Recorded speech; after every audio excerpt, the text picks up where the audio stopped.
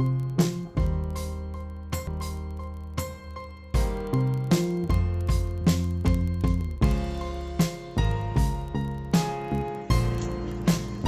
لە جیهاندا سەدان کەس تووشی نەخۆشی شێرپەنجە دەبن، سەدانی تریش بەهۆی هەمان نەخۆشیە و گیان لەدەست دەدەن. بەپێی بەترین توێژینەوە کە لە جیهاندا ئەنجام درراوە، یەکەم هۆکار بۆ تووشبوون بە نەخۆشی شێرپەنجە پیسبوونی ژینگەیە. وەک پارێزەرێکی ژینگە بۆ ماوەی زیاتر لە 7 ساڵە بێوچان خەبات دەکەم و لێدەپۆشم تەنها لە پێناو پاراستنی ژینگەدا.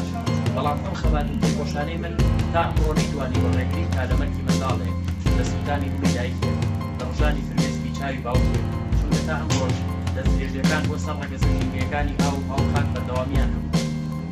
بۆ ئەوەی منداڵێک نەبێت، بۆ ئەوەی دڵی دایکێک نەسوودێت، بۆ ئەوەی فرمێسکی چاوی باوکێک نەڕژێت، با هەمومان لە ئەمڕۆدا کە ڕۆژی گیانی نەخۆشانی شێرپەنجەیە دێتەوە بە باوەڕەوە بەڕێیان بدەین کە نابین بە هۆکار بۆ تێکدان و شێواندنی ژینگە، بەڵکو کار دەکەین بۆ پاراستنی تووشەکەدان.